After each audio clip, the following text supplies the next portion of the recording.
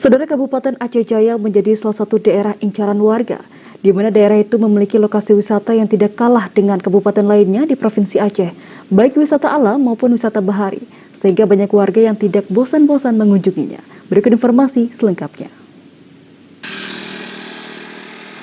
Pantai Panorama Calang salah satu destinasi wisata yang terletak di sudut kota Calang, tepatnya di Kampung Panton Makmur, Kecamatan Kurung Sabe, Kabupaten Aceh Jaya.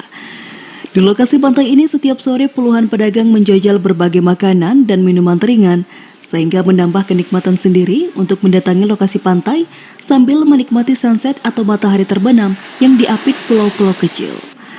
Awalnya pantai ini mulai dikenal pasca tsunami Aceh 2004 silam. Selain lokasinya yang strategis, pantai yang dikelilingi pulau-pulau kecil ini juga menjadi salah satu tempat favorit bagi warga Calang dan sekitarnya. Pasalnya selain lautnya yang tenang, dari pantai ini juga bisa menyaksikan secara langsung kapal-kapal nelayan yang keluar masuk ke TPI Kampung Blang Calang, Aceh Jaya. Bahkan sebelum wabah COVID-19, para warga setempat juga sempat menempati wahana Banana Boat sebagai daya tarik pengunjung, namun akibat virus COVID-19 maka wahana ditutup kembali. Salah satu pengunjung, Rosmaidar, mengungkapkan Kabupaten Aceh Jaya memiliki tempat wisata yang luar biasa dan jika dikelola dengan baik maka akan ramai yang mengunjungi baik wisata alam maupun wisata bahari. Hal itu seperti daerah Pantai Panorama, di mana pantai itu sangat cocok untuk dikunjungi karena lokasinya yang masih asri dan indah.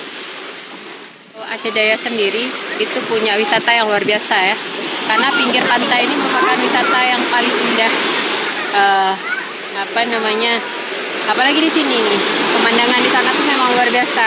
Mana anak-anak paling suka nih. Kelebihan Pantai Panorama ini selain bisa mandi di laut yang tenang, pasirnya yang luas juga senantiasa dijadikan tempat bermain bagi anak-anak, terutama di saat akhir pekan tiba. Dari Aceh Jaya, Musliadi, TVRI melaporkan.